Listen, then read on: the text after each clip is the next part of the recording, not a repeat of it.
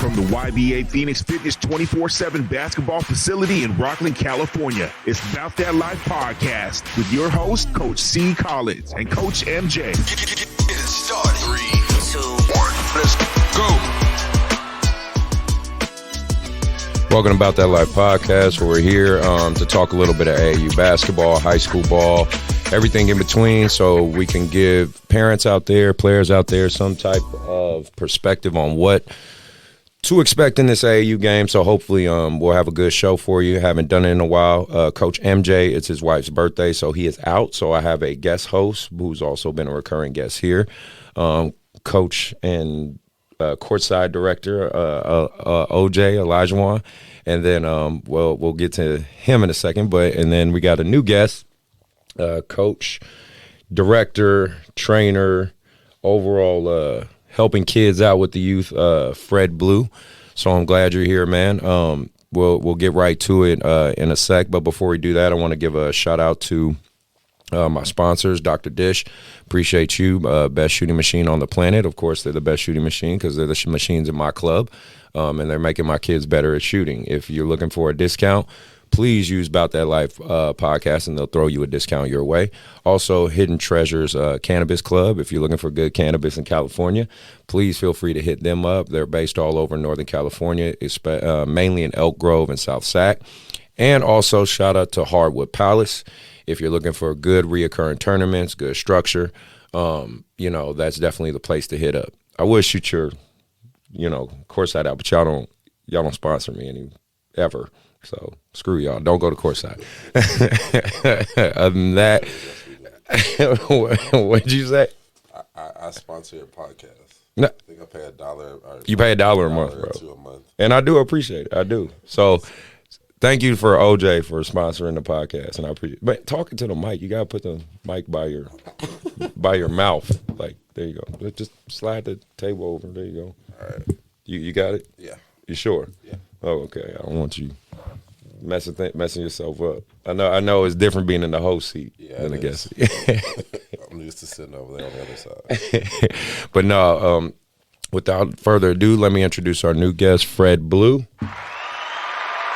Thank you for being on the show, brother. Thank you for taking your time. Thanks for having me. No problem. I know we're a little behind and you're on a time crunch, so we'll get right to it. First thing, introduce yourself, maybe talk a little bit about your basketball background, who you are. I mean, the floor is yours. Go ahead and tell them. Oh, man. What a lot of people don't know is I'm born and raised Atlanta, Georgia. Atlanta Celtics was my AAU team coming up. Big juggernaut there in Atlanta. Shout out to those guys. They've been running things for years now. But, I got recruited to play basketball at Lassen out here. My high school was Cedar Grove, which a lot of people don't know also, which is in Ellenwood, Georgia. We had Dylan Glover on our team. Nice. McDonald's All-American. Went to Georgia Tech, played in the NBA. So, got some looks from that and ended up coming out here playing college ball at Lassen Community College. And then from there I went to Chico State and, made a family in Chico. And kind of ever since, been doing my thing there with my son. And that's kind of what sparked me as far as, AAU. Some good programs up in Chico. Chico Tar Heels is, best program up in that area. They gave us the platform to kind of start off with. So, me and my son did that. And, a lot of people do the whole mom and pop want to start their own teams to, give their son some playing time. But, it wasn't that for me because my son got to play. But, it was more of, I got to find some more competition for him. So, right. We ended up kind of branching off and doing a Chico Avengers thing so I can start, recruiting some good players to put around him and be able to actually come down here in the Sacramento and the Oakland area, LA, and be able to compete. So that's kind of, how everything started for us. And, from there, it's been crazy. Things kind of took off a few years ago. Shout out to, DeMario. DeMario was what kind of got us started with the West Coast takeover tournaments and, putting us in front of those good teams. And, a lot of people don't realize that, we were that team that was getting beat by 50, right, 60. Right. I think Yellow Jackets beat it by 70 one time. Yellow Jackets beat my team with Blaine, Muhammad Edgar. The first time I took him to Oakland, we played the Yellow Jackets. They beat us by 55. Yep. You got to take those ass whoopings, right? Yep. They used to get on us. So, that was kind of our motivation to, start recruiting in the SAC area to be able to compete and, get to that point where now, we're one of those programs that beat teams by 50. Now, I remember a long time ago when I first started dealing with OJ, too, and he was running a tournament, and he had a little group chat with all the coaches. Mm-hmm. And he was talking about, the scheduling and who was going to play who. And I remember seeing a text from Devon from the Yellow Jackets saying, man, we don't want to play these teams. We done already beat them by 50. And I was like, man, that hurt. So from there, that was our motivation. I showed that to the kids. I'm like, bro, like we can't stand for this, man. So, we ended up, beating up on them a little bit, as of recent. So. All right. It's been good. Well, that's a good path. So what's overall been your experience with AAU basketball? I mean, you kind of alluded to it, but, what's your overall good and bad you've taken from it? Well, the good is the competition. High school or middle school basketball, so you get one team that's really good and you kind of run through everybody and you don't get that competition in every game. I've kind of seen the same with high school, too, now with the leagues, the way the leagues are structured. There's maybe one or two good teams, and then the rest of the teams are garbage. So with AAU, you can play in a tournament and you might not win a game. Right. So that that's been the good part of it. Also understanding there's another pathway for coaches to get a look at some kids. Travel, hang out. It's been fun. My AAU experience. Like I said, I played for the Atlanta Celtics, but that team was stacked. Right. There's 4 or 5 NBA players that was on those teams. So, my experience was going in for 2 minutes a game. Traveling to North Carolina to play 2 minutes. Right. It was crazy. So, I didn't really get, the good experience as a kid playing. So I wanted to make sure, I gave my son, something different. So that's kind of been the good of it. The bad is obviously, I watched a couple of your shows and you guys have talked about it, trying to keep kids in your program is crazy. Yeah. Loyalty's dead. I say that quite often. It's so hard to do, man. I mean, me and you talked about, when I saw you at Capitol that one day and we talked about how, first time we played your team. Yeah. I didn't even realize those were the same kids. Right. We ran through your team and now, you guys are beating us and, hand to hand, we beat each other here and there. But yeah, no, it's a great rivalry. Man, you put in some work with those dudes, and those are the same kids you beat at ARC. Same kids. I couldn't believe it. I went back and watched the film. I went back and watched the film. I was like, dude, that's Dom. It's Eli. Same kids. But I try to keep that core together and grow them little by little. But it is very difficult. It's difficult, and then you provide that platform and. The kids are like you guys were saying, the parents. Yeah. The parents don't understand that, that kid wouldn't be recruited or seen by those big programs if it wasn't for us. Right. So it would be nice to have, some sort of loyalty to even have a conversation saying, right. Hey, this coach reached out. What do you think? Right. And, me, I'm not going to hold kids back. I heard you guys talking about that too. But, I'm not going to hold you back. If you feel like you got something better, then. It's just out of respect, right? That's the biggest thing for me. I mean, if you got an opinion on this as well, I know you got a young group and it's your son's team. But, as they get older and better, you probably going to run into this at some point as well. But it's just, I think like I've alluded to it numerous times. There's a respectful way to where we can have this conversation. Okay, if it doesn't work out or if you think the grass is greener over there, go, right, and find out.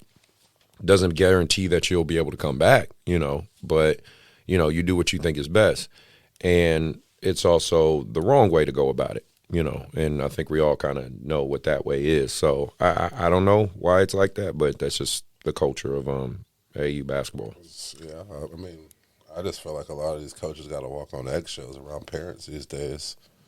If a coach yells at a kid the wrong way, and as a coach, you feel like you're coaching this kid to his potential, but then the parent sees it the other way, and 2 weeks later, it might be in a different program. Yep. Yeah. So, the loyalty is, it's not there. Like growing up and stuff, I didn't play AAU that much though. But I remember, you know, you staying on one team. Let's finish this out first. Communicate. Now there's none of that. You know, like it's more about winning, and there's no development no more. I think parents and kids get swept up in what I call nowism, right? Mm-hmm. They get too swept up in the now, and not thinking of, you know, that's 5 years down the long line. term. You know, everything is short term these days. You know, everyone, like I said, everyone wants to win now, but I mean, you do a good job at it. It's development. You know, like a lot of these coaches too, they don't want to do that. They just want to go get all these kids, and then there's no growth. And then, like I said, the skill grows, but the kid's mindset doesn't grow at the same time as fast as the skill, though. So a lot of kids get burnt out these days too, because you know their mind is not being able to grow that fast as, you know, their game. So that's what happens a lot though too these days. Yeah, no doubt about that. I mean, well, what's been the driving force? And you kind of alluded to that too. You know, for your program to be successful, like, you know, what would you say is the big motivator for you?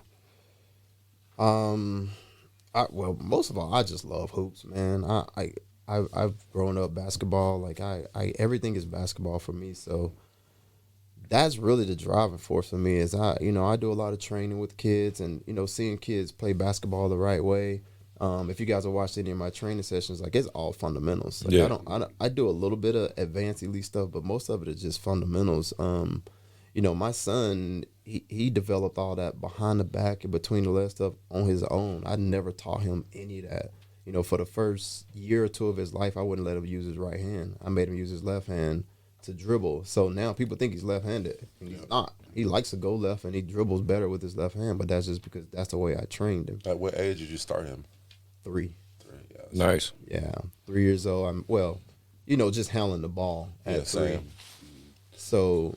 So that's really what it is for me. You know, I just like to develop kids, man. I like to see, you know, a kid that comes to the program and, you know, he has 1 or 2 moves and I can teach him to do 3 or 4 moves, or kid that has no moves, I can teach him 1 move, or, you know, kid doesn't understand how to play defense, you know, see the ball the whole time, like something little like that to just teach him that.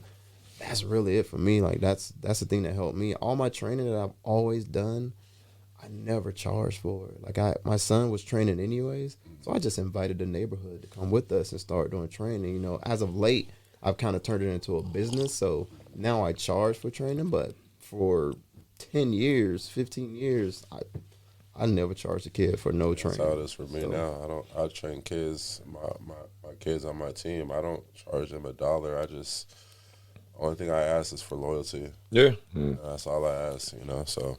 No, that's great stuff. I mean, well, I wanted to talk to you about, and obviously, Fred, you know, the position you're in, and kind of similar to myself in terms of there's going to be people that love what you do and there's going to be people that hate what you do. So just want to talk about that elephant in the room, right? So, you know, you're going to catch backlash, you're going to catch hate. A lot of people might not know, at least I know, because me and O have talked about it. You do a lot of this out of your own pocket, right? I know you pay for a lot. You've done it for years, which I think is an amazing accomplishment in itself. But the reality is, because your son plays in a lot of the games, most people just think, oh, this is just centered around, you know, Fred Jr., right? And to me, I'm going to be real. I don't think nothing's wrong with that. Like, if you are putting your son in the right positions to play against tough competition to make him better, what the fuck's wrong with that? I don't think your son plays for you. Like, there's nothing – to me, there's nothing inherently wrong with that. You know what I'm saying? Especially if you're coming out of pocket doing all this yourself. So, you know, I don't think there's anything inherently wrong with it. But, of course, because you're going to draw some of the more talented kids, because let's be real, kids are going to go where it's free, right? Sure. Parents are going to go where it's free. That's just – and that's something I've talked about extensively in AAU. Even my street interviews at courtside the other day, I talked about, you know, should AAU basketball be free? I just asked people, you know, randomly, and most people said no. Like, there should be a cost because you got to pay for the building, you got to pay the electricity, you got to pay the ref, you got to pay the scorekeeper. Like, but there's this misconception, I think, amongst parents that basketball should be free. Oh, my kid's really good, so he shouldn't have to pay anything. It's like, no, to me, that's bullshit. Like, so you know, I don't think there's anything wrong with what you're doing. I know you do a lot out of pocket for yourself. You take a lot of time out of your own life. You got kids, you got family. Like, I know your struggle. That's all I'm saying. I know your struggle. So I just I wanted to give you an opportunity and a platform to speak back on any of that if you wanted to. Yeah, so again, you know, people don't understand. Like, I'm from Atlanta. I grew up in Techwood Homes. Yeah, probably one of the worst projects you'll ever see in the world. And you know, I played basketball growing up, and I never had to pay. Obviously, in those communities, you know, that stuff's government funded. You know, I didn't have to pay to play basketball. So, you know, even in school, I didn't have to pay to play basketball. So when I came out here and I saw, you know, we had to pay for my son to play middle school basketball, I was like, what the heck? Yeah. Like, I never understood that. But like, my mentality has always been that, you know, hoops should be free for kids. So that's kind of how I structured it, you know, to start off. And, you know, it became a very expensive habit. Yeah. You know, like you said, I mean, the travel is crazy, you know, paying for everybody to stay in hotel rooms and food and gas for, you know, the cars that I'm paying for, or, you know, when we fly places to have the rent cars, like, that stuff's crazy. And I didn't really realize it until my daughter, who, you know, thank you for Nautica Blue. She's, you know, she's amazing. She was, you know, the one that kind of held my books for me, and she was going through the numbers, and she were looking at me like, Dad, we've spent $25,000 on basketball. And I'm like, holy crap. Like, we've got 15 different uniforms and bags and swag and everything. And, you know, just like, I can't believe we've spent that much money. And that was just 1 year Right. that we had spent. And the season wasn't even over yet. And I started looking back like, man, we done pretty much contributed over $100,000 in hoops. And last year was the first time I decided that, okay, we need to charge a little bit. Start charging something. So, you know, last year we started charging, and, you know, this year it's going to be different, and we'll see, you know, what that loyalty lies. Yeah, Because now we're going to see, you know, who will Exactly. stay with you You're now right. that you got to pay. Because when it's free, it's easy, right? You know, when it's free. Oh, man. Hey, yeah, well, take my kid or whatever. Now you say, hey, it might cost like $500, right? $1,000 for a season, right? And people don't understand a season. Like, a season can last 4 months. So again, 1,000 divided by 4 isn't that, It's not that expensive. a lot. But it's like, to me, I'm like, somehow you could pay your rent and bills, but you can't pay $200 a month to this, you know. So what? I got a question for both of you guys. What's up? How do you guys, because you guys are, you know, obviously up and coming, how do you guys compete with the bigger circuit teams of retaining these kids, though? Sometimes, though, is that hard? Like, you know, that's what I said about the loyalty, you know, because obviously Fred's paying for everything, but Yeah, you know, when a team Lillard calls or something like that, or, you know, Oakland Soldiers, or, you know, somewhere down south. So how do you I guys was getting compete ready with that, I was though? getting ready to mention that part too. You know, the bad part of sponsoring your own team is there's nothing invested. Nope. You know, from the parent side. So it's easy to go over here, you know, to another team, because I didn't pay anything over there. So it's easy to just leave and go to another team. So that's some of the things I've been dealing with also. I mean, you've seen my teams, you know, sometimes I'll have a kid for a month and a half, and the next thing you know, I'll show up with a whole new team. Yeah. That's the bad part of doing that. So I mean, Collins, I'm sure you can speak on yours, because you've been charging and growing kids, and, you know, then they get to a point to where that big program reach out. Oh, yeah. When you already have a big program too. And they still leave. They'll go.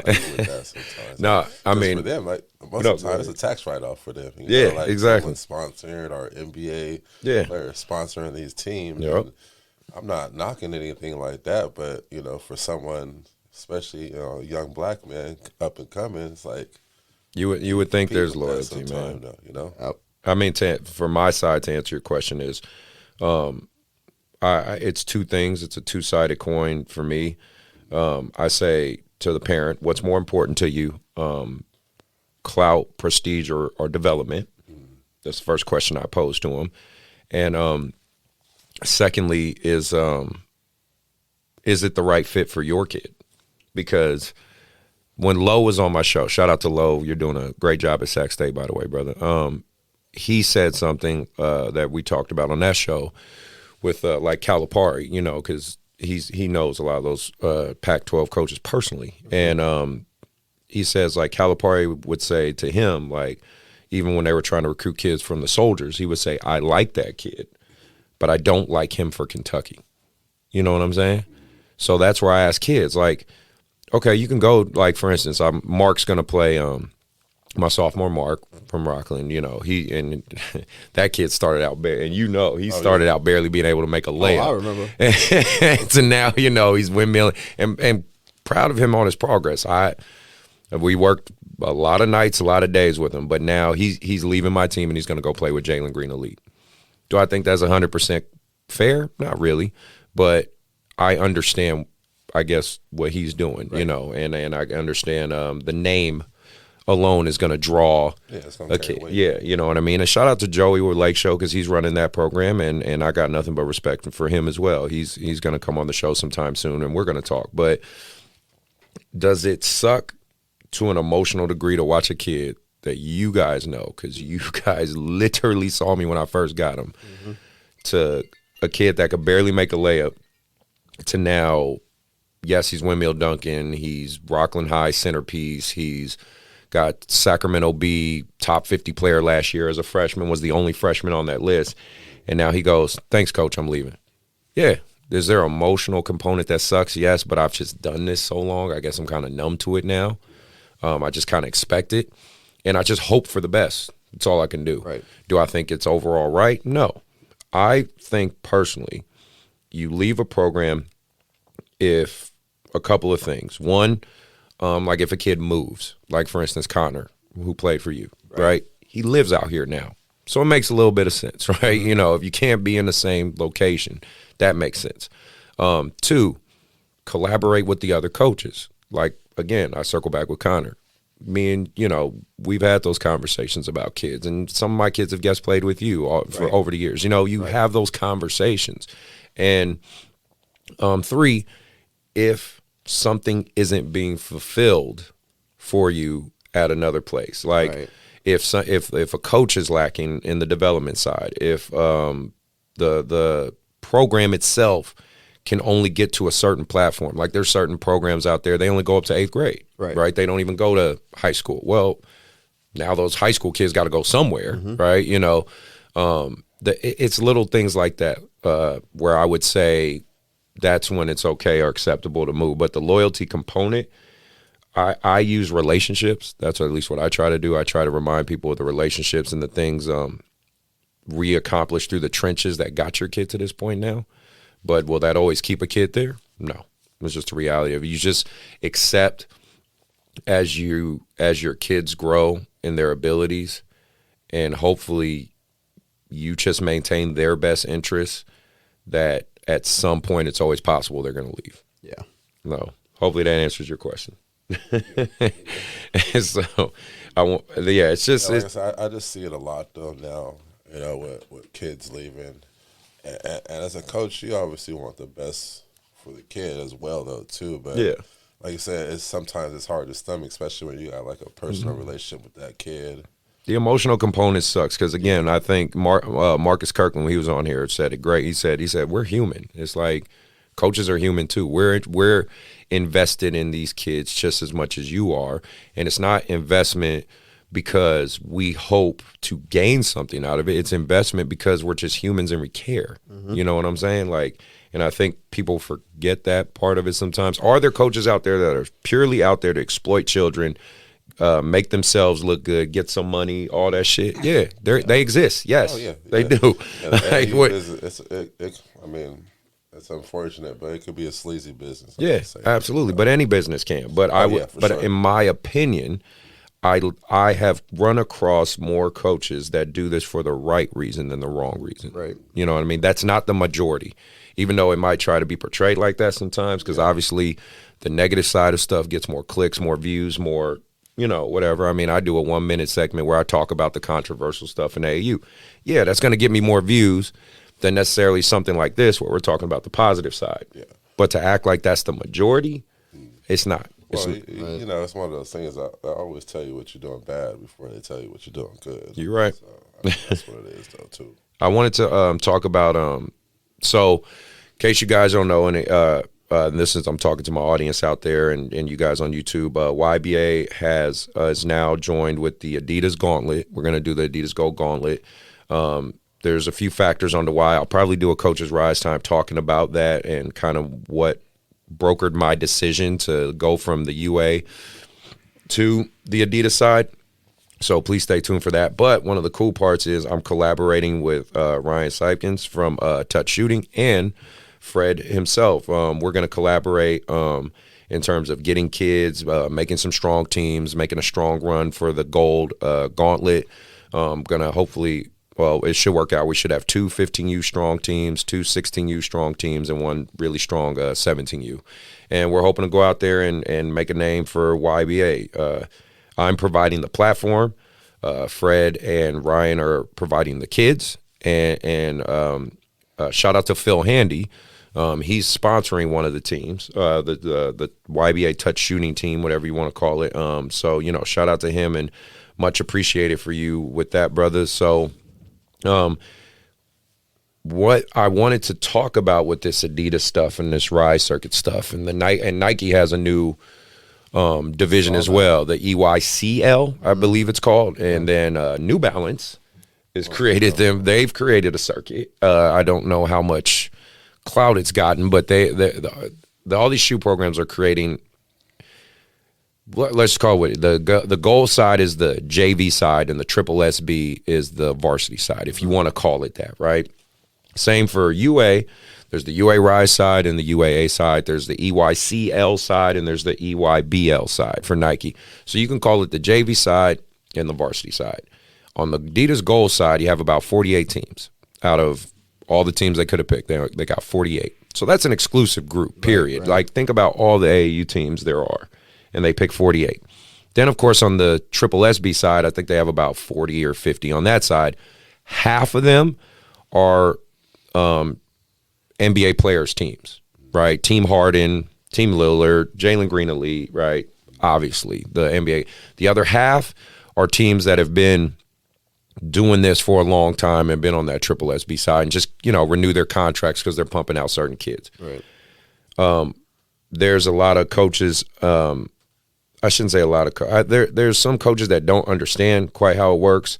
And on top of that, there's coaches who try to say it's a cash grab or, if you're on the gold, it's not legit. They're just trying to take money from you. Me and TJ have had plenty of debates about this, and we just disagree on it. He has his stance on it, and again, everybody's allowed to have their stance on everything. I'm a strong believer in the First Amendment. Say what you want, stick by what you want. My biggest thing is just don't try not to contradict yourself. Don't be a hypocrite. There's things I say that I could be wrong on, but I stand by them, right? He believes if you do any of those JV circuits, it's a cash grab. I believe it's not. Reason being, for me, if I'm doing the gold circuit, at least my kids are fighting for something, right? If and like we talked about, if you're winning, if you do marketing well, you might get a triple SB contract, as opposed to paying the exact same price, going to a Cali Live event or a Prep Hoops event or a Made Hoops. You still got to pay money for any of these tournaments. Like if I go to a Cali Live event, and great job, they do a great job. Good events, they get coaches, all that. I bring my high school team out there. They play their 4 games, go home, right? No medals, no, you just play your high school games, go home. It's the exact same formula for Adidas. Difference being those 4 games count towards something, right? And they have a shoe brand backing them up, right? That's different. So to me, it's not. If I'm spending $600 at Cali Live, yes, my team is getting the opportunity there, but it's no different than if I spend $600 at Adidas Gold. So with all that being said, I'm just curious of if what I'm saying makes sense or where you guys might think or see on that. I mean, Fred, obviously me and you working together, so you give me your thoughts. Yeah, so I've been listening just in the winds on these things, and I've heard the same thing. It's cash feed into the bigger circuits, and I mean that the business side of it makes sense to me. Yeah, you need to charge some teams down here if you're gonna sponsor a bunch of teams over here, but it's not like they're not giving you an opportunity to make it Right. yourself. So Right. you got to earn your keep. Yeah. You know, no different than what I said. We used to get beat by 50, 60 points. We had to work our way up to being who we are now. Yeah. That's no different than this right here. You know, you get to be on that JV level to earn an opportunity to go to the varsity level. Like, I understand that and I get it. And that's why I said, you know, if you could provide the platform and we can put some kids there to give them an opportunity to maybe get onto that bigger circuit, why wouldn't you do that? Exactly. Take advantage of it. Take a shot. And you might end up competing against one of those triple SB teams. And you win because, like, for instance, my UA Rise team last year ended up playing West Coast Elite's UAA team, and we won. And it was at a West Coast Elite tournament in the Bay. We were not, you know, no one expected us to win, but we actually won, you know. So it's like, does that mean, oh, we're overall better than them? No, we were just better that game or whatever. We might run it back. They might beat us. Who knows? All I'm saying is it just gives you the opportunity. Right? Because let's be real, you got to chase the college. When you're an independent program, you have to chase the colleges if that's what you're trying to do. Mm-hmm. And then, 2, you have to chase the top players. Yeah. Well, guess where most of the top players go? Shoe circuits. You know what I mean? They don't typically go, like we just talked about the loyalty. They're not going to stick with the independents. They're going to go typically where the shoe companies go. It's just how it is. Like I said, I don't think there's no right or wrong way to go. Right. I feel like, as a coach, if you feel like this is what works for your kids, then go ahead and go that route. So, you know, that's how I feel. But it goes back to the loyalty thing and development. So I feel if you're a coach, if you can develop these kids, they're going to get looks no matter where they're at. Exactly. And again, if you're... That's the biggest thing is developing the kids, and then hopefully someone's going to find those kids, and then now your whole team is being showcased because you got a few kids out there that are, you know, good enough. If they stay loyal to you, or like I said, they might end up leaving though too. So, like I said, I think that's the biggest thing is development. Though, yeah, you know? And I mean the thing, I always tell parents, if your kid is a 6'10" stud, I mean you really don't have much to worry about. Right. So college is going to find him no matter what AAU program he is. But if you're a 6'3" guard at a Division V school that doesn't get many looks, like for instance San Juan, if you want to give an example, and I think Sam and them do a great job there, but the reality is, you know, it's a small Division V school. Right, just call it what it is. Yeah, they don't get the opportunities that, let's say, a kid at Intercom gets. You know what I mean? They just don't. Yeah. So at least AAU or a shoe circuit, a JV shoe circuit, whatever you want to call it, gives them a chance. Because that's all we're really talking about here, right? When we talk about AAU, it's just a chance, right? Instead of, my thing is a 10% chance is still better than 0. Yeah. You know what I mean? Like if you don't do it, if you don't do anything at all, you're not going to get that chance. And then, okay, when that opportunity arises, you got to step up. You got to ball out, you know? So that's what I explain to my kids. That's what I explain to the parents. So for those who look at these shoe circuits like, oh, that's just cash grabs. That's, again, like I said, that's their personal take. I don't see it that way. I just see it as being given an opportunity, and what you do with that opportunity is on you, you know. I agree with you. Yeah. So switching gears, I want to go into hot takes. So I want to talk a little bit of NBA with you guys. The NBA, obviously, the trades have been crazy right now, and we'll get a little more into that. But what I did want to focus on, kind of what has happened as of late with some of the NBA games, is you know, a lot of NBA players been scrapping. You know what I mean? Like you had Donovan Mitchell get into it with what's old boy from Memphis, the light skinned cat who got into it with Shannon Sharp and shit. When it plays at Oregon, I played at Oregon. Yeah, I forget. I don't know. I can't think of that dude's name. Is that who he got into it with? Dylan Brooks. There you go. Really? Brooks. Yeah. Wow, they got that. I saw the scuffle. Yeah, he got into it with him. Yeah, Austin Rivers get into it with Mamba. I think it was Mamba. I can't remember. And then just all the funny storylines. You got Malik Beasley. He's on the Lakers now with Scottie Pippen Jr. And remember, he dated his wife his mom in 2020. Wait, what? Yeah. Scottie Pippen Jr. Malik Beasley tapped his mom back in 2020.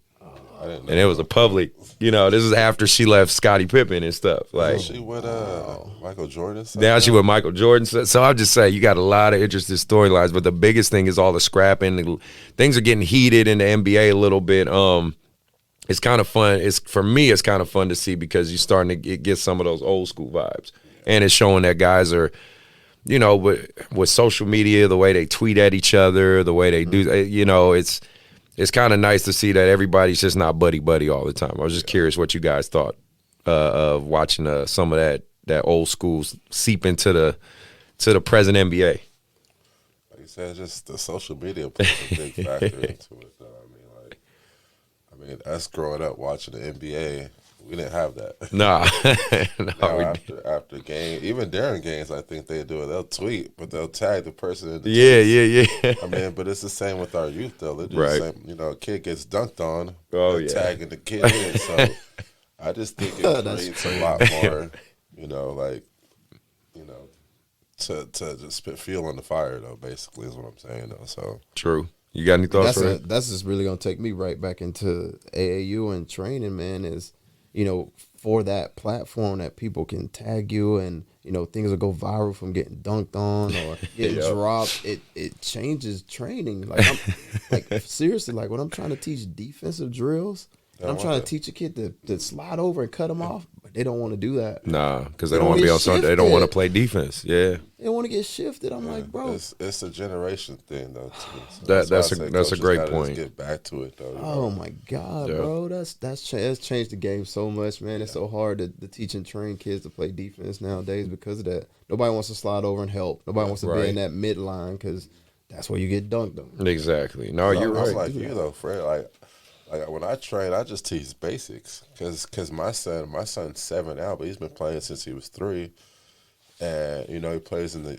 our rec league and stuff. And I have parents come up to me like, "Man, could you teach my kid behind the back?" Like, I didn't teach my son none of that. Yeah, though, right. You know what I mean? I taught him the basic stuff, and he kind of just implemented it on his own. You pick that stuff up. Like all the that's on him. It's the foundation, all bro. the basic is from me, just teaching him, the basic jump stop and Yeah. all that. Though everything else is kind of like, he soaks it up from watching it, but I don't teach him none of that though. So that's Right. what it is though too. That's what it is. It's all learning the basics. Well, LeBron's made history, obviously. I want to talk about that.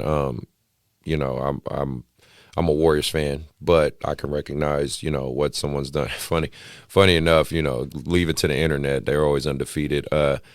They showed a graph of every time he broke a scoring title or rank or whatever, he kept moving up.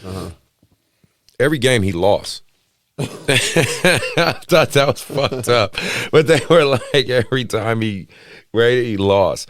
So I guess it poses the question. People were like, oh, he ain't playing for wins. He playing for stats and whatnot. And I don't know, man.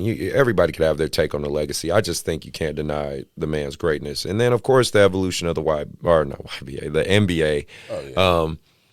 It's obviously become more offensive-centric. I mean, you have scores of 130 to 133. I mean, that's why it's still people say the points debate. are up a lot more though these days. Yeah, exactly. It's not, I don't mind. Obviously, you guys probably grew up in the 80s. Low scores, 94, 89. Right.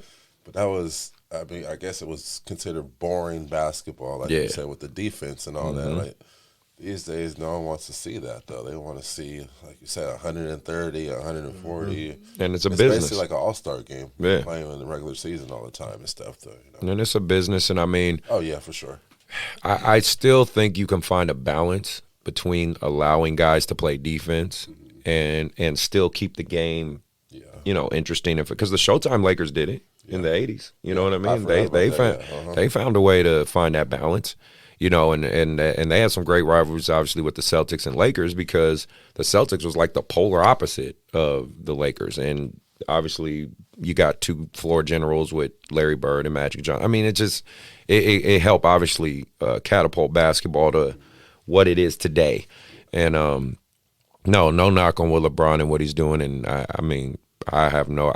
give him shit at least another 4 or 5 years the way he's playing, the way he might actually retire, So who knows? But it does go back to the debate of the LeBron versus Jordan debate and all this stuff. And I'm just like, it's just two different eras, man. Like, if you put Jordan, you drop him in this era, totally, you're right. His stats change. You know what I'm saying? Oh, yeah, like, for sure. Like, like, it's one of those things. Same with Tom Brady in football. The quarterback positions changed where you can barely even touch the quarterback now. Right. So you know what I mean? He's able to extend his career a lot longer now and stuff. Same with LeBron. You can't hand check. And I'm not a LeBron fan, but I respect it. But it's one of those things you can't check no more, Yeah. So he's actually done a good job of thriving in this area and stuff. And it's nothing to take away from LeBron, though, at the same time, too. Absolutely. And I just think every era has its guy. Oh, yeah, for sure. Yeah, that whole comparison has always been crazy to me. I mean, obviously growing up with Jordan, I'll forever be a Jordan fan. And I feel like he was, the most dominant during that time, and he left his mark.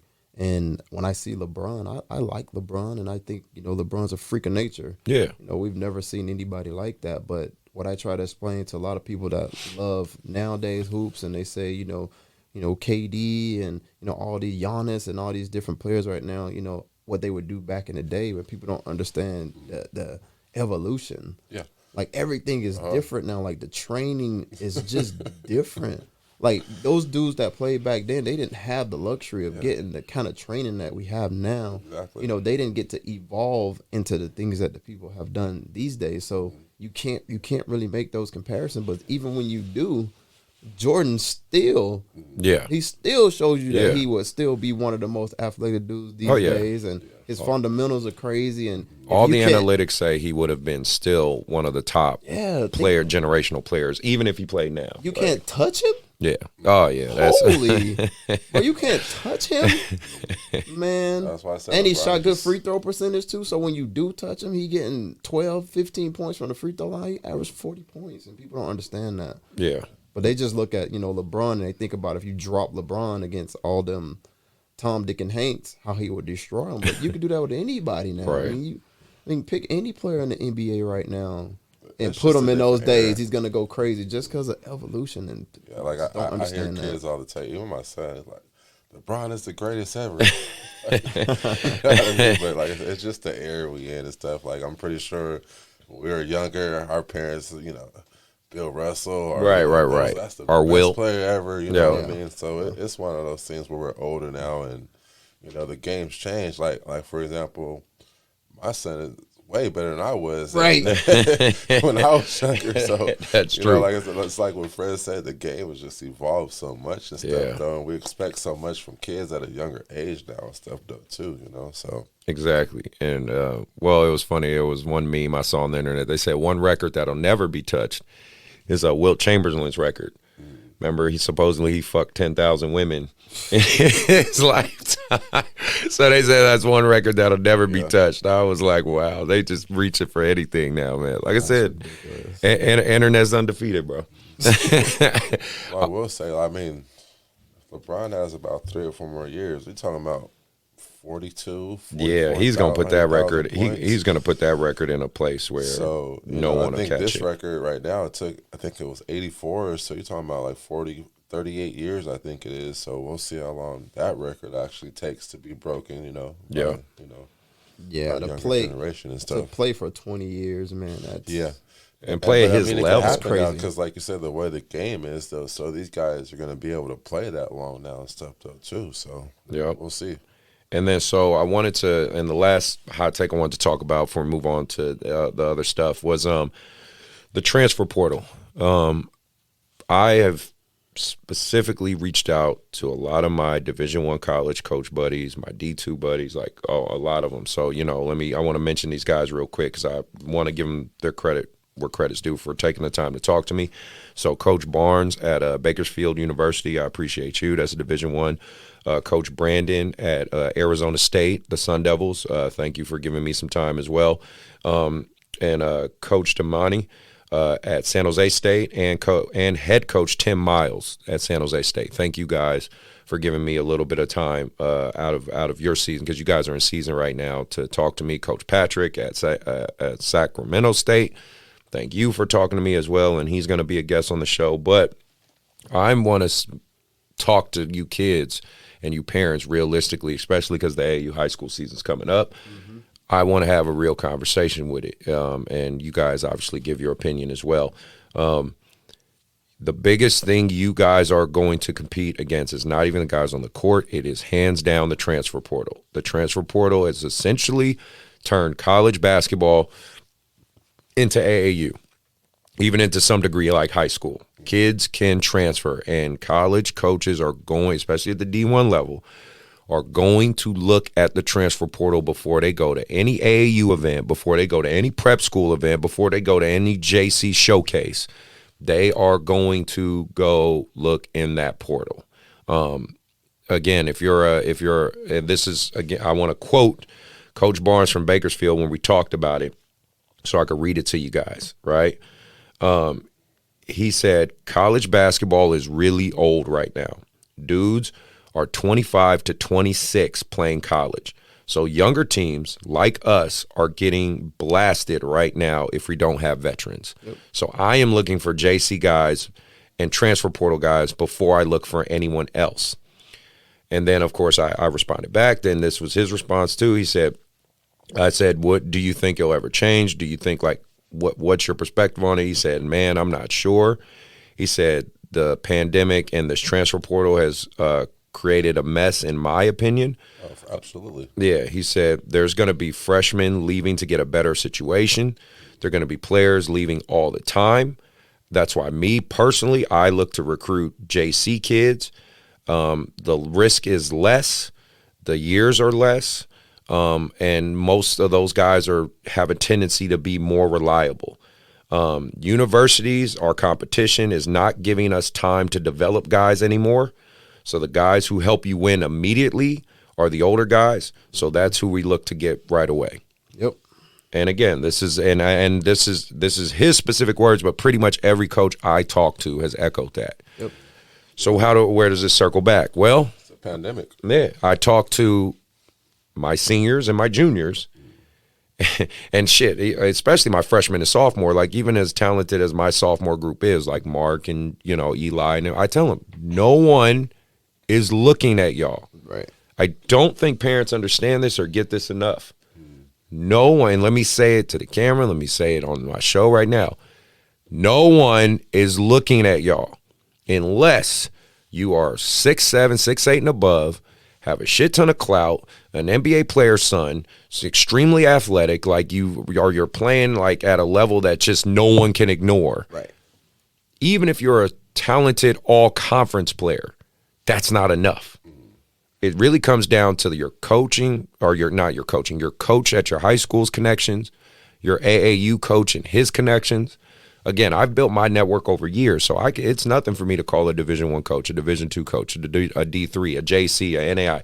But I built those connections through years and years and years of doing this in hard work and being respected in that coaching community. Because there are plenty of AAU programs out there. College coaches won't say it publicly, so I'll be their voice for them. They don't respect y'all. There's plenty of them. They don't fuck with y'all. They'll be respectful. They'll be professional. But they not recruiting none of your kids just because they're on your program. They're like, man, we don't touch that program. And they tell me, but I'm not going to put any of that business out on blast. So what is your guys' take on this whole craziness with the transfer portal? I mean, coaches is just trying to just keep up. But, it goes back to the pandemic. Mm-hmm. I think it's going to be like that for at least another 2-3 years because you got kids that were able to get an extra year back. So, if you're a senior, you're going to probably graduate at 26 now. Yeah. And I graduated high school at 17. So imagine a 17-year-old going to college and you're playing against kids that are 25, 26. Yeah. That's a 6-7 year difference. So that's a big difference. And another thing, too, is some of these kids are going to prep schools at high school. Mm-hmm. So they're getting 2 years of prep school, and then they're starting their college because their time doesn't start right until they actually go to college. So you can get an extra 2 years going to prep school or something, right? Correct. Yeah. Yeah, so then that's what happens though too. Yeah. So I don't know. As Future says, it's a cold world. Yeah, that's what I'm saying. A lot of coaches, they're just trying to just just keep up, basically. Yeah, because it's their job at the end of the day. Yeah, that's what I was gonna say. It's the business side of it. Yeah. You know, it's you got to run a business as well as a coach. So now, like you said, that coach just told you they're not giving us time. You know, before you can bring in freshmen and red shirts and you know build these kids up and develop them, but they're not giving you that time anymore. Because so you now, get blasted while you're doing it. You got to go get those dudes that are ready to play today.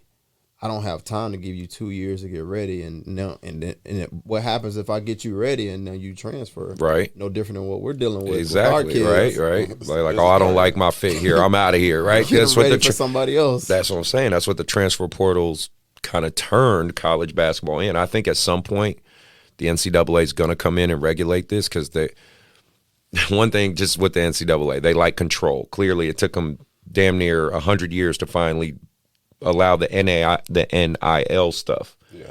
You know, so they like control. They have no control over this, really. You know what I mean? So at some point, they're going to find a way. I don't know how. And to me, I don't have a problem with the portal, but I do have a problem of the trickle down effect where it's like the AAU mentality is now seeping into the college mentality, right? You know, It's I don't about the money. Yeah, you know what I mean. It's not. Again, it's just I speak to my college experience, and maybe you could speak to yours as well. I just remember the culture of it.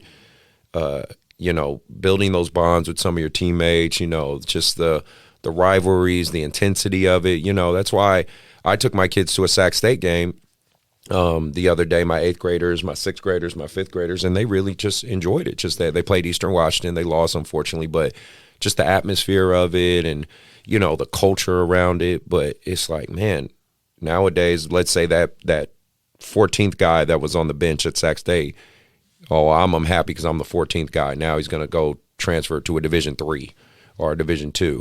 Instead of just saying to yourself, okay, I'm in this spot. I'm going to bust my ass. I'm going to work hard. I'm going to compete, and I'm going to show my coach that I belong, you know, in that top 8, top 10 rotation. That seems to be gone nowadays, man. That's gone, dude. That's gone. I've been trying to teach that to my kids. You know, when I've built some super teams. Yeah, of course. And kids have been on my team and want to play all these minutes. And I'm like, dude, look around you. Like you got to be realistic. Like if you want that, you got to go get it. You got to work. When you get your minutes in the game, you got to take advantage of them and show me that you can earn more minutes. Like I told my son when I came out here to college, they brought me to last, and then they wanted me to redshirt. Yeah. And my coach brought me in the office, and he said, you know what? Either you can redshirt, and I can guarantee you, you know, plenty of minutes next year, or you can take the few minutes that, you know, we have available for you and roll like that. So I said, give me the few minutes, bro. Right. The few minutes. I took the first few minutes in the tournament in Reno, and next thing you know, I'm playing good minutes. You know, I took advantage of those few minutes, but kids don't want to do that, dude. He's on fire. They want to be promised. They want to be promised something up front. Like, you going to guarantee to get these minutes, bro. You got to go get them. 2 minutes. Oh, yeah, I know. Oh, yeah, you get it. Well, I know. You get out of here whenever you got to get out of here. I gotta get out of here. Just don't knock the camera down when you get out of here. No, I mean, that's just my big thing is like, you know, with the way the transfer portal has shifted college basketball, I just don't know what's going to happen, man. Moving on to the next thing, well, I want to give a big shout out and a splash for Shine and Andre Stojakovic. We have a McDonald's All-American in our mission. Are you out, bro? All right. Be safe. Elijah has to go. He has a business to run. That's it. Just don't knock my camera down, bro. Appreciate it. No. So me and Fred, I guess we'll talk about it. But with I'm gonna end up getting Andre and Shine, his trainer, are gonna come on my show pretty soon. Nice. I've been posting and showing that. Man, I can't even remember last time Sacramento had a McDonald's All-American in this area. The biggest thing kind of with him, he ended up playing with the Compton Magic. Mm-hmm. Shout out to them. You know, they helped broker this Adidas deal with me and Dom and E-Top and all them. I know I saw some things where people were like, you know, man, his dad got famous with the Sacramento Kings. He's here at Jesuit playing with in Sacramento. But then when it came down to AAU, he left and went to a SoCal team, right? And I could get I can play devil's advocate and see people's side of that because I tried to recruit Andre myself too, but obviously I knew I was competing with the heavyweights, so But I tried to convince him to play with me on the Rise circuit. He obviously went the other route, and it worked out for him. My thing is, especially, do you think a kid in that situation should stay in Sacramento? Like, should he, or was that the right move for him? Well, obviously, in retrospect, it was the right move for him. I mean, it got him a platform and things like that. But obviously, a little in me would like to see him have thrived with the Sacramento team and kind of help push that team to the next level, right? Yeah, I would say no right or wrong answers there. I think it's obviously good to stay home, build up your own town. Your dad was huge here, and have him, build up something here. But also, you can't limit somebody. So, if you got this huge opportunity, and I mean, come to Magic is huge. Yeah. You got to take advantage of it. Even if you just try it out or guest play or something, you got to try it out. I never heard of him until I saw him playing for the Compton Magic. Yeah. So it did something big for him. But then you go back to, like we were saying, if you're good enough, you're gonna be seen. Yeah, exactly. You're gonna be seen. And they would have came and saw him no matter where he was. Right. And let's say 6'7", I think 6'6", 6'7", wing guard, can score. I mean, yeah, it's there's no doubt. And congratulations to you, Andre. He committed to Stanford as well. So that's where Issa's at right now, and that's another former Jesuit kid. So obviously Jesuits doing their job as far as getting kids where they need to go. So ultimately, again, I like you said, I agree with you on that. There's no right or wrong answer. Would have been nice to see him with a SAC team. Didn't happen. Who cares? I'm just happy for the kid, right? Because there's a million kids that would have took that opportunity too. Sure. Let's just keep it real. Any of them would. What do you think of, and especially it's getting younger and younger and younger, what do you think of kids being ranked? Like when they rank these third graders and fourth graders and all that stuff. Like, of course, there's just some super talented kids like KP's son, Cam Potts. He's very talented kid. And he's getting all the clout and all the love, and rightfully so. But man, it's tough. I was on my Facebook group, the AAU fans, and this one guy's in like South Carolina, North Carolina, ranking like second graders, like top 20 second graders, and all, and it. That's a bit excessive to me. I was just curious your thoughts as another AAU guy. So my son was one of those kids, right, in those rankings. So as a parent, you kind of like it. You love it. You love seeing your kid on that list and getting that recognition. And I'm not saying there's going to be a dopamine hit. I mean, there's a hit of like, right. Yes, great job. Because you put in that work, it's like watching your investment pay off, right? It's like watching, but realistically, I mean, now that your son's in high school, and shout out to Fred Jr. because he's on varsity as a freshman, but his mom watches this show, she's going to kill you. He's a third. Oh, he's a third. I'm a junior. Oh, excuse me. Oh, you're right. He is a third. You're right. He is a third. You're right. He is a third. I'm sure he's realizing now, like, yeah, none of that shit mean nothing. It don't mean nothing now. It meant nothing. And I when I look at this, matter of fact, I don't even pay attention to it now, right? Because I know it's meaningless, right? I want more kids and parents to understand it. Like it's great in the moment, and again, we all like to do things to a degree for recognition. For you want your work appreciated. Nobody's above that. No, like I'm not above that. Of course, I like seeing my teams in the rankings, but I ultimately know that it doesn't mean anything once they get to high school. It's just the temporary like. Great job, fellas. You know what I mean? Think of all the tournaments you won, all the trophies, all the big tournaments, everything. Again, took my team to Bigfoot last year. Mm-hmm. We won it. And, not my 17, but my, the 16U that I had with Alicia. We won that. Great job. But ultimately now, doesn't mean much. You know what I mean? It's just like, hey, let's get on to the next year. You know what I'm saying? Yeah, you remember that big thing we had on Instagram with the kids at one time when those rankings came out. And some comments were made, and it turned into this whole big deal. I know. I was trying to explain to my kids then too, like, you guys look at this ranking list. There's 8 teams ranked above you that we have destroyed. Right. Like, it's like, it doesn't mean anything. Like, stop looking at that stuff. Like, just do what you do in your games, develop yourself, have a good time, and maybe down the line somewhere you might get something out of it. You might get a scholarship somewhere. Like, exactly. That's really it. Forget about those rankings, but yeah, and it's just one of those things. Parents like that stuff too, man. And you know, it's like how places like Grassroots and West Coast Elite. I mean, it's how they get their pull. You know, Bay Area sports. I think it's BAS. They do a ranking system, and to me, there's nothing wrong with it, especially on the team side, because it does keep it competitive. It is kind of nice to know.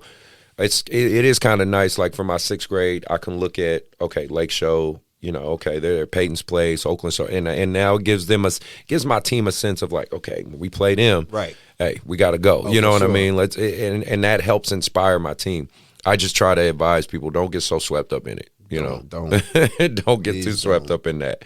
I wanted to talk about, before we get to our last segment or whatever, I wanted to talk about the CIF stuff, right? I know. I'm pretty sure you've seen kind of the same stuff. I did a 1-minute segment on like with Kiku Parker and Jalen Newhouse. I know Kendall Lewis, and shout out to all you seniors. A lot of these guys are now seniors, and I watch you guys grow up, and you know, I wish you all the best. Whether you've played for me, played against me.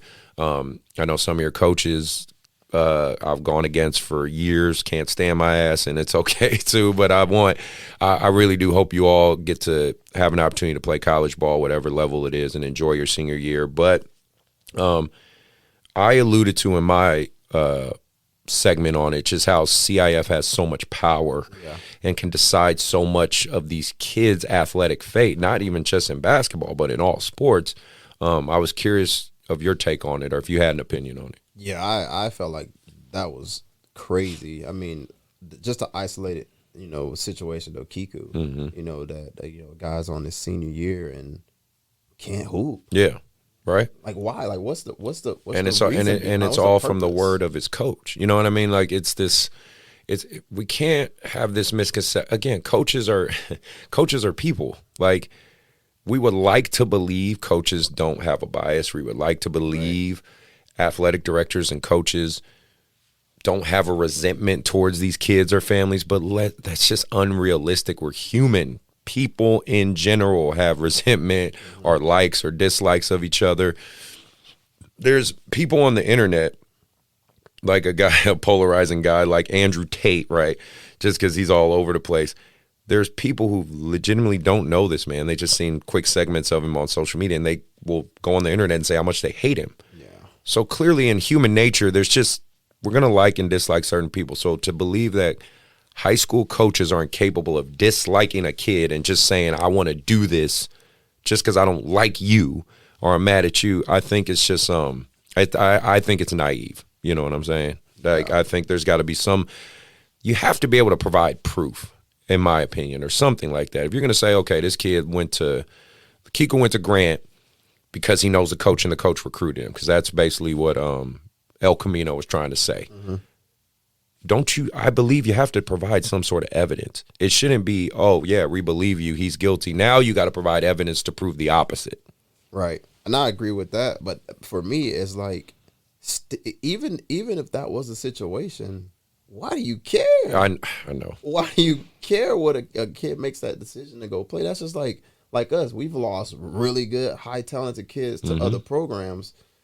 But if we could, would we go in and say, my kid was recruited, so he going to have to sit out this AAU season? Like, no, just give the kid the opportunity to go play. Exactly. Hopefully he does something big and he comes back and tell you thank you for what you've done for him in the past. But I think that's crazy. Yeah, I don't know where this is gonna end or if it ever will. I just think when you have entities that have absolute power with no accountability, it breeds corruption. You know, you just can't help it because you basically just have a group of people that can just say, yep, this kid can't play. Yep, he can play. He can't. She can. He can't. She can't. Like, and that's it. there's no anything else. Nobody's holding them accountable. So just was curious on your side of it. I want to get into my segment of respectfully disrespectful for guys who know that one. So, Fred, please feel free to chime in as well if you want. So the first thing I wanted to talk about, and maybe you've run into this, varsity coaches at high school programs hating or dissing AAU coaches or looking at us as less than or, you know, treating us like we're the enemy somehow or some way instead of working with us. Did you have any take on that? Man, yes. I mean, I'm fortunate right now to be in a situation where my son's with a coach that he's very transparent. I mean, yes. he doesn't like AAU, but he respects it. Right. But at least he says it, right? He's not doing the mental BS or whatever. Yeah, but you know, I took my son out of Chico because they were 100% against, you know, AAU. And I'm like, do you guys understand that every piece of talent you have on your team is from the development through AAU? They're not getting that from you and the few practices that you've done. That's crazy. Them. It's like most of them don't even meet them till like 8th grade. It's like, well, who do you think had them before you? Right. Do you think they learned that in middle school basketball? Like, no. Like, this came from them traveling and playing against competition, and now when they come to you, they're ready to go. But a lot of coaches look at, you know, when they saying AAU, they're saying, you know, they want to play one-on-one ball, and you know, some AAU programs don't teach the kids anything. So I can see the flip side where some coaches don't like it, but like, you gotta respect the ones who doing what we do. Like, we're developing kids, bro. Like, I'm a trainer also, so I'm teaching them. Even like now, like I've got some of the kids up in Chico that come to my training sessions. It's like, you got to give some respect to the people that's getting your kids ready for you. Like, you're winning games and having talent because of what we're doing. Absolutely. So I think that's crazy when some coaches just are completely against AAU. Yeah, I mean, I don't know what it stems from. In my experience, because, you know, I coached high school level as well. You know, I had my stint at Whitney, and I did Encina, and I was at Capital for a little while, and obviously, and let me speak to that in case everybody, because some people think like let me make this clear to y'all. I didn't leave Capital on bad terms. Me and Mike didn't have any issue. It's just logistically it was difficult. I don't know if you guys understand this. Maybe some people do to a degree, especially those who know me, but Kenji doesn't really run YBA anymore. It's pretty much me who makes a lot of the decisions. Now, again, I'm not saying it like it makes me above anybody or anything, but I have a business to run here, and the logistical drive from Rancho to here without any freeways and having to go to practice for 5 days a week, it was just too difficult between the gas, the driving, the time. I couldn't commit to it. So Eric took over, and he's doing a phenomenal job there with that JV group. And so let me just make that clear to everybody, because I think some people think we left on bad terms. Me and Mike are good. Like, he knew everything that was going on. We talked about everything that was going on, and it's nothing bad at all. It's just logistically I had to be here because at the end of the day, no one's going to run your business like you. So I had to make sure YBA was functioning in the right way. So that was – I just want to throw that out there because some people were thinking like there's some type of issue. But that's – I mean, I don't know. That's AAU world in general. So the last thing on my respectfully disrespectful part is there are AAU programs out there, and – maybe you've experienced this. I know I experience it with YBA constantly. I try to really make it a must, and when I mean try, I shouldn't even say try. I do. I really don't try to speak bad on other AAU programs, right? Even with some of the private information I know, even on my platform and show, and I've got some controversial sides of things because I call shit out on my show, but even there's a lot of things I don't say. Let me just put it like that, because it's not my business to say. I only speak on things that I know of and things that a personal towards me, but AAU programs speaking bad on other programs, I'm not a big proponent of that. And I was just curious of your take on that side of things. Well, you know, privately, you and I have kind of talked about this a little bit, and you know, I don't get too much in detail with it because, like you said, I don't talk about it. Like I'm not, Right. I don't know why anybody would have to talk bad about a program to make their program look good. Right. You know, like I just would never do that. I've never said one bad thing about anybody else's program. This is what I have for you, and this is what I offer. Either you like it and you come join me, or you don't. Right. But I'm not gonna tell you where you're going is hit this or that, because that's none of my business. Like, I don't like it. Right. You know what I mean? Yeah. I can't stand that. And dudes that do that or programs that do that, they lose a lot of my respect. Right. And I don't know where it comes from. I mean, I guess a lot of the motivating factor you could say is money and just clout and things like that. You know, I know even for myself, I've seen Instagram posts about YBA and myself in general, like namely me, and you know, Dang. yeah, it's just, it is what it is. And you know, people, I know I get a misconception. I think some people get of me, and Elijah Wan talked about it on the show when he was the guest. He says, a lot of people think you have an ego, or you know, it's about you or something. And it's like, and Elijah Wan said, I don't look at it that way. You're just confident in who you are as a coach and what you're teaching your kids, and you're confident in your kids, as I think any coach should be. I don't go to a game to lose. Right. So, but he's like, you come in, you do your thing. If people want to talk to you, I try to be very approachable. But if I have a look on my face sometimes where I'm focused, well, yeah, it's because there's certain games, like, for instance, when my 8th grade played your team constantly, yeah, I'm focused on that game because I know those games are going to get intense, as they have plenty of times. Like, and it's never, for me, and I believe yourself, it's never on anything personal. It's the competitor in us. That's normal, right? And yeah, are there some teams I see on the list, I'm like, okay, we're probably going to beat them, you know, but I don't disrespect them or make them feel like they're less than. I'm just focusing on, like, okay, that's the game we want. You know what I mean? You know those games. You know, like, that's the team we want, right? I'm not quite sure where all the hate comes from, I guess, but again, I guess it comes down to the individual. You know, I don't hate to see other people thrive. I don't hate to see other programs thrive, but all I could do is focus on YBA. I just know I hear a lot of rhetoric in terms of me saying, oh, well, it's all about Chris's ego. It's like, dude, there is no ego in this for me. If there was ego, I don't think we'd be sitting down and collaborating like I've asked you to do, or Ryan, or if this was all about me. I'm just saying. Let me make this clear for y'all who's listening or checking this out on YouTube. Oh, and by the way, please subscribe if I haven't said that already. Subscribe, hit that follow, hit the notification. And then for those who don't get it, I'm trying to show that, yes, Fred wants something out of this collaboration. Ryan wants something out of this collaboration. I want something out of this collaboration. Right. That's how collaborating works.